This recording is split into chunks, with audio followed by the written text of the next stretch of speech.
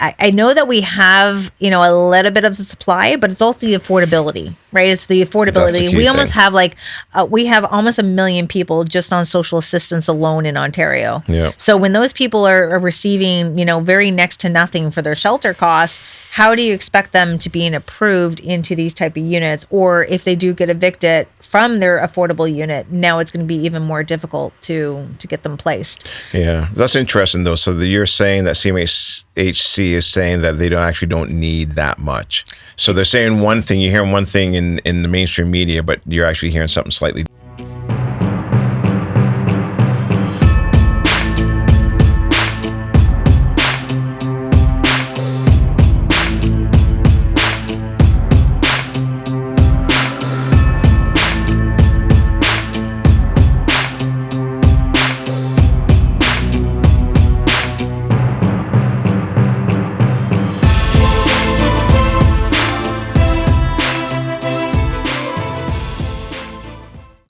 All right, Kayla, we are doing this again. Woo! Bill 60. In a different place, too. It looks in a different place, yeah. We got some red chairs here now. And, it's a different studio. Yeah, it's a different vibe. I know we should have some cigars here and some scotch, but unfortunately we're not doing that today. we're serious today. That's an evening one. That's right. We'll do it again for sure. But anyways, listen, I'm happy that you're here. Let's jump into it. I want to get right into the nitty gritty. Bill 60. I think everybody knows who you are that have listened to my podcast before. Maybe we should just let people know who you are just in case. Yeah, I'm a landlord for the last 24 years. I've been a housing advocate for 15. I'm advocating for a fair and balanced housing system for good landlords, for good tenants and our taxpayers. I've been doing that for a long time, starting to get a little bit with getting more support from our community and getting more support from our elected officials. And my job is to bring you all the news that's happening and get everyone's support and teach you how to do what I do, because we need more warriors. And you do such a great job with it. I mean, you've been doing it now for, it's got to be over 20 years. I think the first time I met you was at Monica Jazik's event. I started advocating in Cambridge when the city started making landlords responsible for their tenants' delinquent utility bills. That was in 2010. Yeah. And then I took a run for politics in 2014 just because someone told me, they're like, Kayla, you're already doing it. Just do it. I'm like, I don't want to do it. I don't want to do it. Yeah. And I sat there on election night going please don't let it be me. Please don't. Because you're silenced. Even in my group right now, people are like, would you run already? And I'm like, no, you do not want that. Code of conduct, conflict of interest. You do not want me behind any political hat, so to speak. Well, anyways, you're doing a great job. Thank you. And so that's what I want to talk to you about today, because I think Bill 60 is in place or becoming to be in place soon. It's got royal assent already, correct? Yeah, so it got royal assent in November and in 2025, and now it's getting into being proclaimed in. So there's going to be what does that look like? There's a lot of things that were covered in Bill 60, but now they have to work everything in between the landlord and tenant board. What does that look like? What's the process? What's changing the paperwork? Everything has to, slowly get changed in order, because right now everything is still a status quo, but we're working on them. Hearing the end of April is when things are supposed to be proclaimed in and things start changing. Got it. And then we just have people being vocal in our community trying to put it on pause. Okay. So we still have to show our support to the Conservatives, because if anyone's going to support us, it's them. Right. So we have to definitely give them kudos and just let them know to keep on track and don't go back and fall into the political theater that some elected officials want. Yeah, and I think at the end of the day, what we're looking for, especially from a landlord's side of things, is just balance, right? And I know obviously on the other side, the tenants are like, yeah, but what about us? And so why don't we really kind of start picking apart exactly what is in Bill 60? I mean, we'll even dive into some of the things that were supposed to be in there but was taken out. And let's kind of break each one of them down so that we get a good understanding of it. So I think the very first one maybe we'll dive into is the eviction notice, right? So before, what was it? Was it 14 days? And so what does it change to now? And what does that mean? Yeah, well, it started off with 14, right? Which I hate it, because rent is due on the 1st. Why do we have to wait in 14 days to file at the landlord and tenant board? Yeah. So I like that they had made that change. Now, some landlords would be like, whatever, this doesn't do nothing, and it's smoke and mirrors as well. Like even some landlords very skeptical, thinking Bill 60 does nothing but big changes. But if we look at the 14 days down to 7, it puts consequences in place for our tenants to let the tenants know you now have 7 days to pay me, or I am filing at the landlord and tenant board. I am going to be making you responsible for the $186 filing fee. So it really does encourage them to pay within that 7 days, and also letting them know that if we are going to the landlord and tenant board, you're now going to have an order and it's going to be public record because we're having to go through that route. Right. So now it's 7 days, just a little bit quicker. Were there any big pushbacks on that? And I'm sure there's probably pushback on everything. Oh, there's pushback on everything. It's the tenant unions think it's it's attack on tenants, and just trying to make it look like it's some kind of political game, right, so to speak, because they know a lot of, renters are, they're, especially Toronto, like there's a lot of renters, which means a lot of votes. Yep. So they're obviously going to want to make it look like the Conservatives are attacking renters, and it's not, because if you're a good tenant and you pay your bills on time and no problem, and at the same time, we have to understand that there's rent relief. You can find Olivia Chow out there on TikTok, telling everybody about this amazing thing called Rent Bank. So, they have access to different programs to help them if there is some trouble. Mm-hmm. So it's not like we're going to be able to kick them out in 7 days. No, we're just allowing ourselves and giving the landlords the opportunity to file at the landlord and tenant board at that time frame. Sorry, what's Rent Bank? It's where if you're in a hardship situation, you can go to, it's more like your local service manager. Sometimes it's ran through a program, like a different organization, nonprofit organization, or it's more so like OW, ODSP. You don't have to be on that program to qualify, but they do an intake on you, and they can say, okay, I'm going to be evicted, and they pay the tenant out. Like, we don't really like talking about it too much because we don't want tenants abusing it, but it does help these tenants. And many landlords who I've spoken with, they've gotten paid out quite a bit, like $10,000 between two programs, between the municipal and the regional. They paid the tenant $10,000 to keep them in their home. Oh, wow.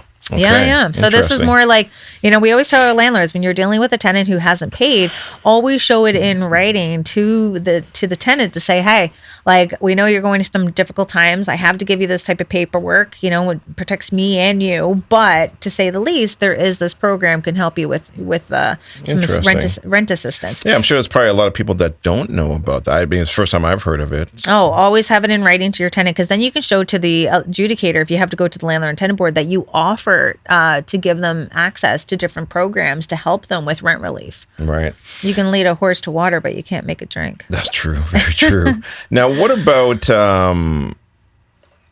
paying your tenant 1 month's rent if you do, is it the N12 to evict them? Do you have to give them? It was 1 month's rent you'd have to give them, but now there's something that's changed in Bill 60 that now, if you give them proper notice, you don't have to give them 1 month's rent.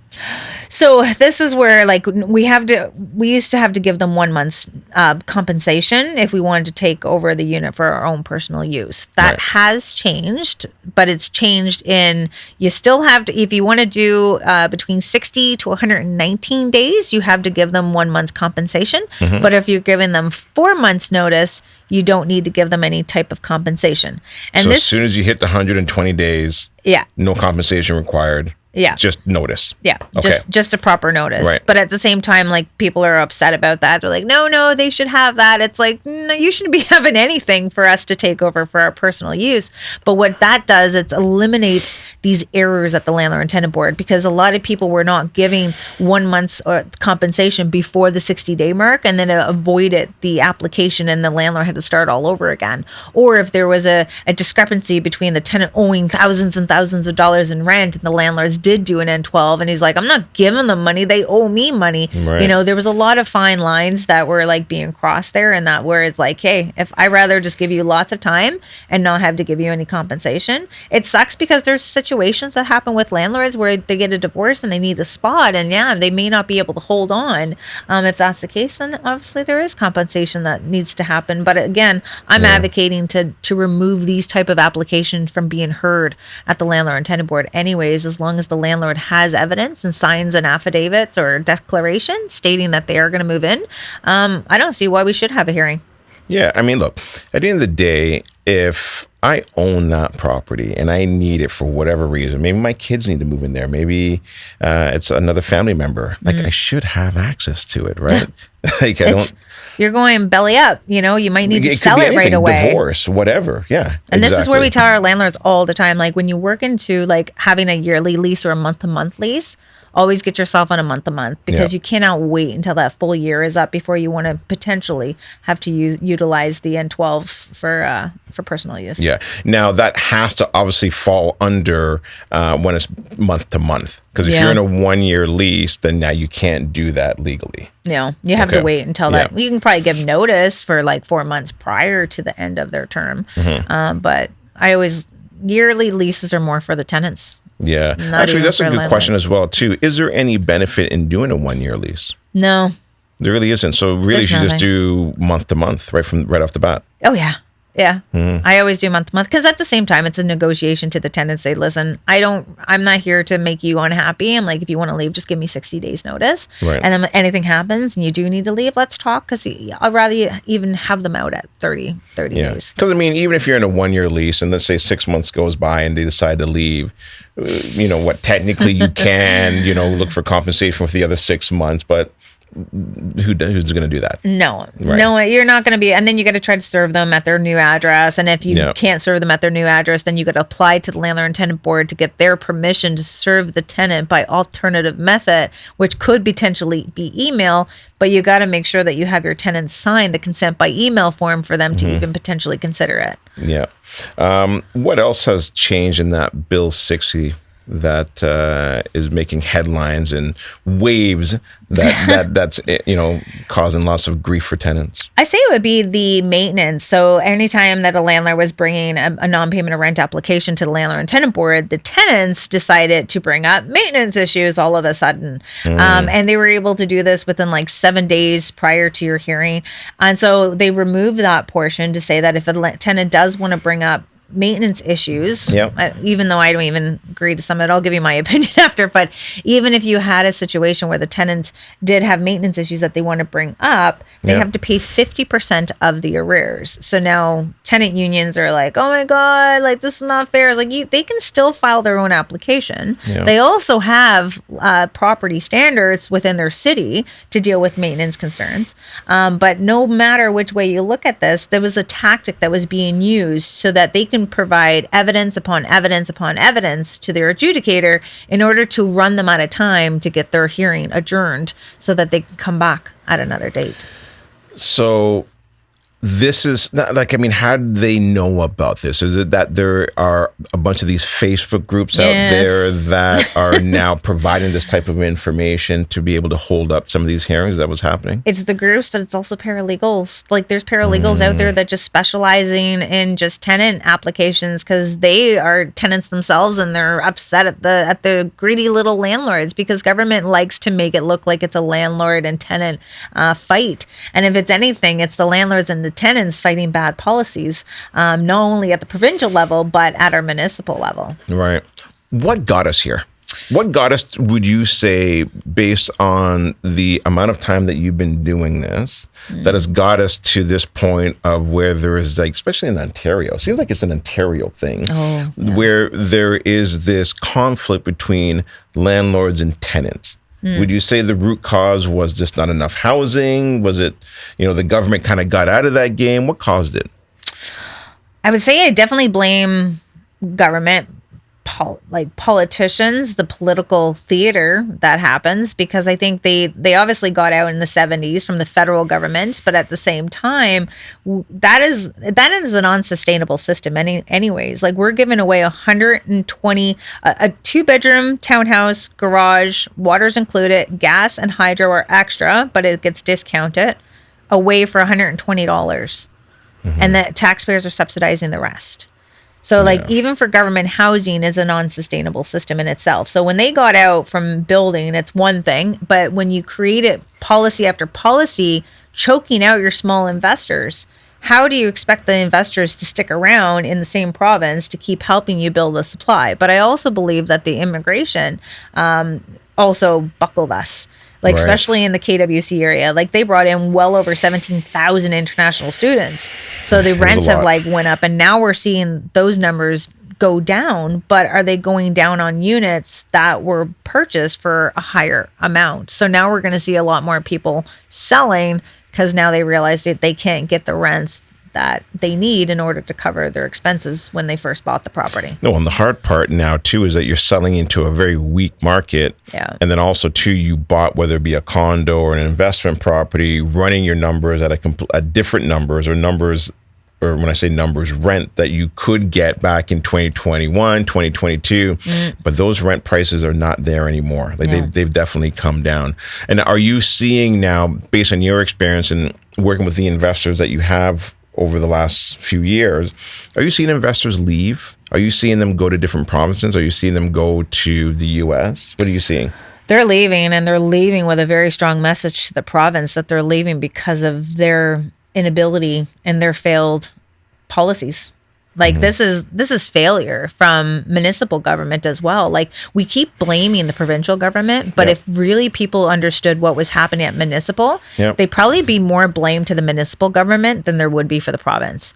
I initially started off municipal advocating, and then I went to the province, and then we're starting to see those changes at the RTA level. But now we're seeing municipal government coming in with landlord licensing, safe apartment bylaws, which is just a duplication of landlord licensing.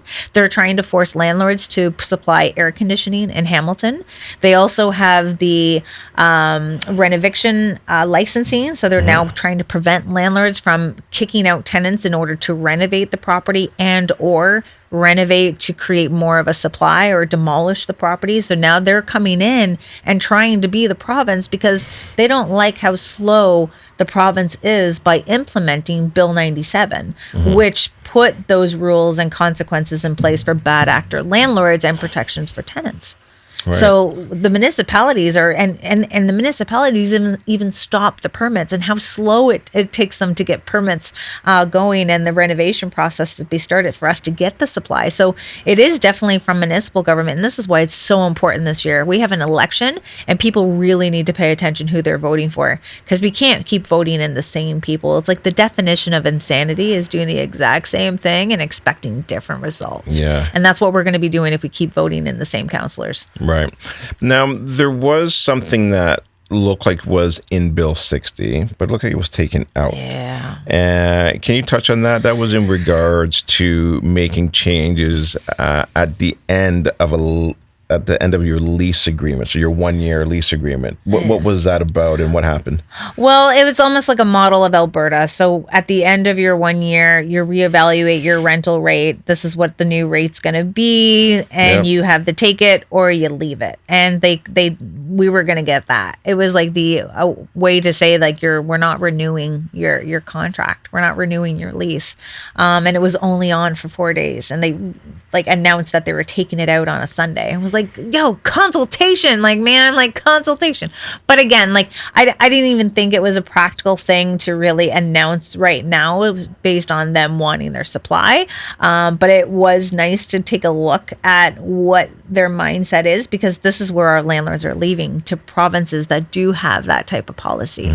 So it may be gone now, but we have to push as a community to get it back, because no matter which way you look at it, rent control is a reason why we're seeing landlords leave.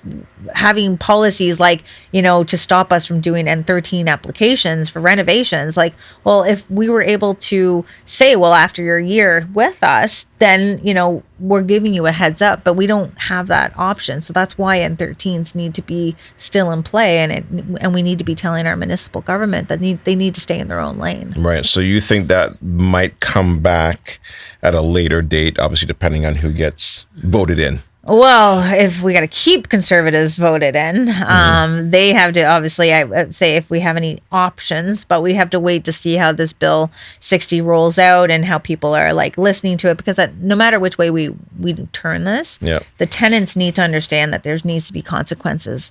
And for many, many years, we're seeing tenants going through many, many loopholes to avoid getting evicted, and it's caused our landlords to leave Ontario. So if they want us to stay, or they want them to come back, there needs to be a better atmosphere for them to want to invest in us. Yeah. Now, before I kind of move on to a different topic, was there anything else that was introduced into Bill 60 that we should touch on?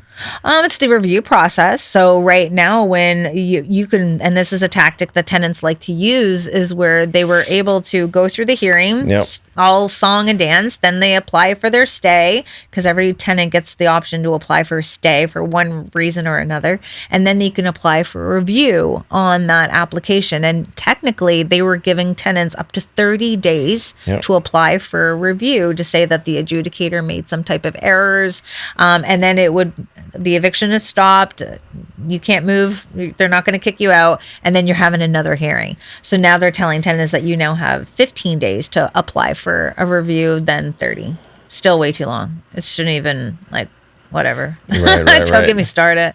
Okay. Lots of different things. And they also talk about the having the orders at the landlord and tenant board to be more accessible to landlords and faster. So that is they're Okay. exploring that as an option as well, because there's going to be some stuff that we don't normally get between on our credit check, and we want to see orders, because sometimes the amount of abuse that landlords have to deal with and the damages that they deal with at the landlord and tenant board, that should be public record. We need to get those records out there to the public so they have a better opportunity to screen their tenants than what we do now. And so where would you then have access to see these orders? Would it be a place say, Open Room? Would it be on that type of a platform, or completely different? How would that work? I think they would they're just exploring this option right now, because deep down, the reason why we haven't had something like that in a while, because you can't have a bad tenant list. You can have good and negative, but you can't have a bad tenant list. But having public orders and having control of that, because what happens is, what if there is a situation where there is a debt from a tenant that was $20,000, you have an order, but they made good on that debt. Are we going to let it stay there forever, impacting them? So we also want to consider our good tenants out there, and understanding that there is situations that happen. There could be a divorce for them as well. So there is situations where we do want to make sure that we don't impact them for the rest of their lives. So we want to make sure that if they did do good on correcting their behavior based on that order, that they do get recognized for that. So again, it's going to be about, what that exploring that the government wants to do. Yeah. Obviously, we got to put our heads together as landlords in the private community to say, hey, what does that look like? Yeah. And what can we recommend to the government? Yeah. And what type of response times are we seeing now at the landlord and tenant board? Because it got pretty bad. We were 12 months, 18 months at one point in time.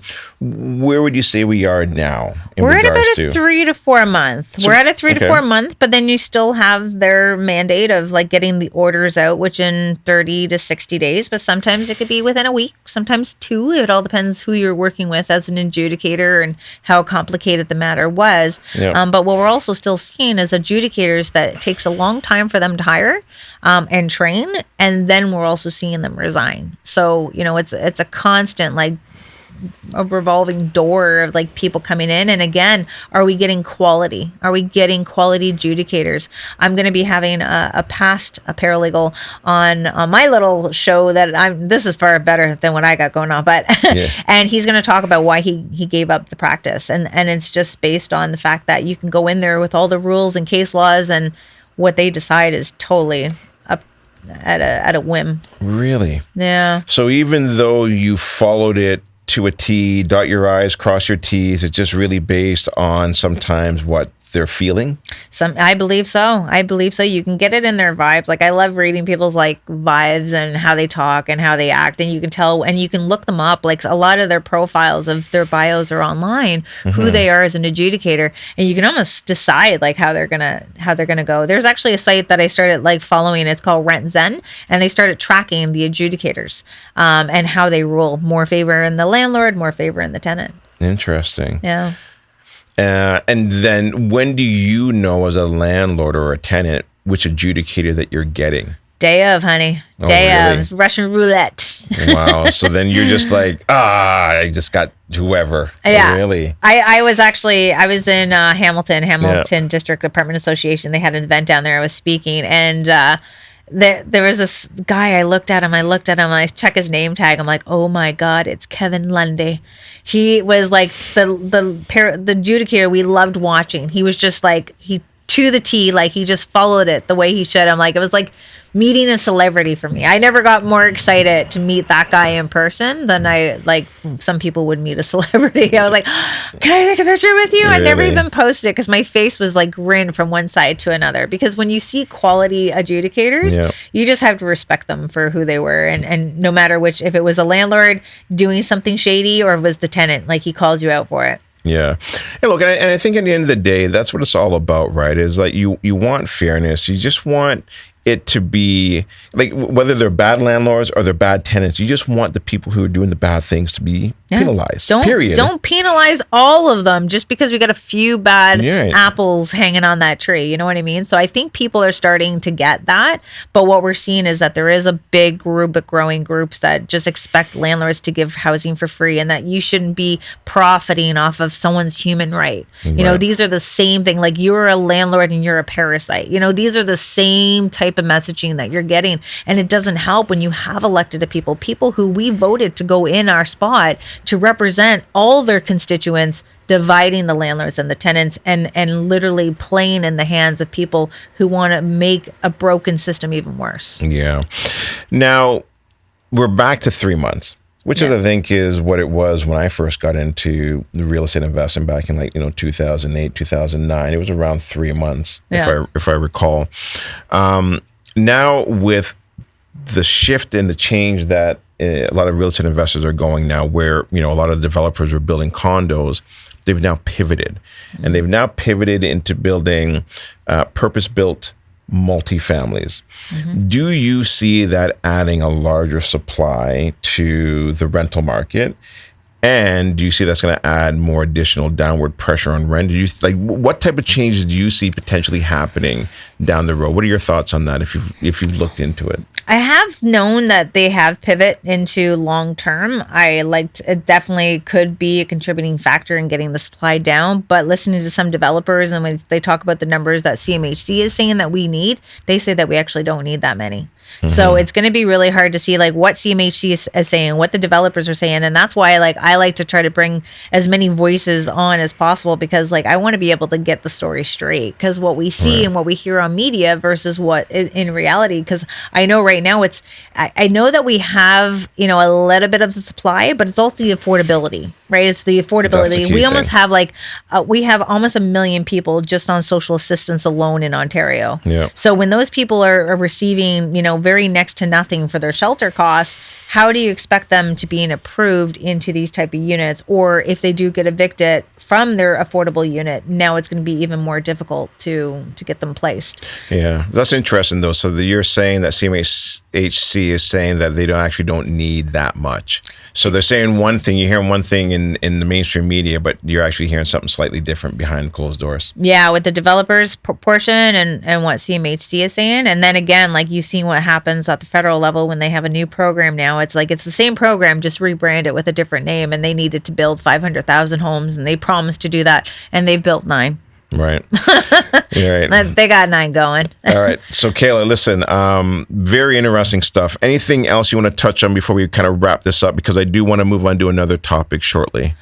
You know what? I think more and more people need to be following the policies that are happening and talk about it with each other. I think this is where I find as an advocate very difficult when people don't know what's happening. Yeah. And it's this is what, where? Right. But I'm glad that I'm here with you and being able to share it with your listeners. All right. Well, listen, Kayla, I appreciate all that information and insight. I want to touch on rent reporting, which I think is very interesting. There's obviously made some big changes there, but we're going to take a quick break and then we'll come back and we'll dive into that. Sounds good.